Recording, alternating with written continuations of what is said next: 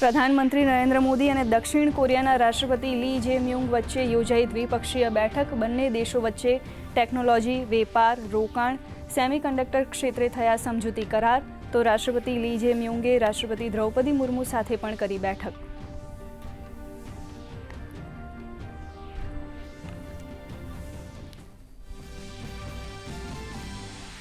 પશ્ચિમ બંગાળ અને તમિલનાડુમાં ચૂંટણી પ્રચાર અંતિમ તબક્કામાં. પશ્ચિમ બંગાળમાં નીતિન નવીન, જેપી નડ્ડાના રોડ શો અને ચૂંટણી સભા. મમતા બેનર્જીનો પણ ઝંઝાવાતી પ્રચાર. તો તમિલનાડુમાં કોંગ્રેસ નેતા રાહુલ ગાંધી કોંગ્રેસ ઉમેદવાર માટે, તો ચંદ્રબાબુ નાયડુ એનડીએ માટે કરશે પ્રચાર.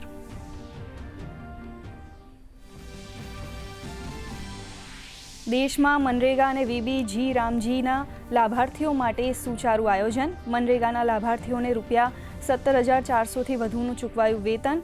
તો દેશમાં પેટ્રોલ અને ગેસની સપ્લાય પૂરતા પ્રમાણમાં અને હોર્મુઝ સ્ટ્રેટમાં ભારતના તમામ નાવિક સુરક્ષિત.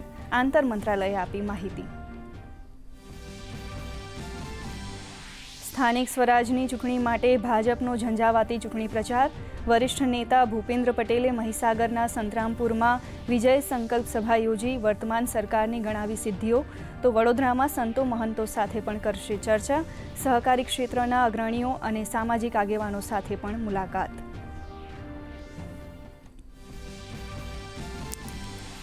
ભાજપના સ્ટાર પ્રચારક હર્ષ સંઘવીની નર્મદા અને સુરતમાં જનસંકલ્પ સભા. ભાજપ પ્રદેશ પ્રમુખ જગદીશ વિશ્વકર્માએ ગીર સોમનાથમાં સંકલ્પ સભા સંબોધી તમામ બેઠકો જીતવાનો વ્યક્ત કર્યો વિશ્વાસ. તો CR પાટીલની સુરતમાં ચાય પે ચર્ચા.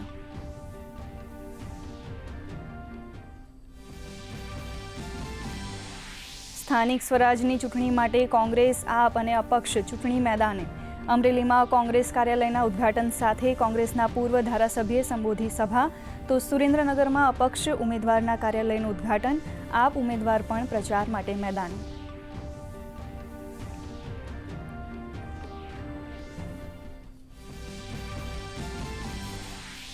જમ્મુ કાશ્મીરના ઉધમપુરમાં બસ ખાઈમાં ખાબકતા 21 લોકોના મોત, 20 ઘાયલ. રાષ્ટ્રપતિ પ્રધાનમંત્રીએ મૃતકોના પરિજનોને પાઠવી સાંત્વના. મૃતકોના પરિવારજનોને ₹2 લાખ અને ઇજાગ્રસ્તોને 50,000ની સહાયની જાહેરાત.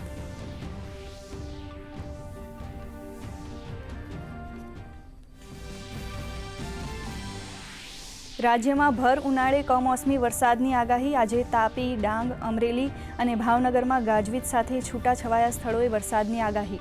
ગઈ મોડી રાત્રે છોટાઉદેપુરના નસવાડીમાં નોંધાયો છૂટોછવાયો વરસાદ.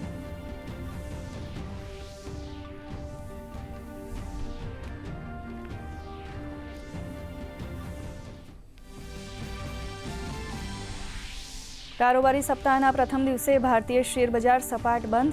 BSEનો સેન્સેક્સ 152 પોઈન્ટ ઘટી 78,600, તો નિફ્ટી 24,400 નજીક બંધ. મીડિયા, PSU બેંક શેર્સમાં તેજી. સોના ચાંદીના ભાવમાં ભારે ઘટાડો. તો ડોલર સામે રૂપિયામાં 21 પૈસાનું ધોવાણ.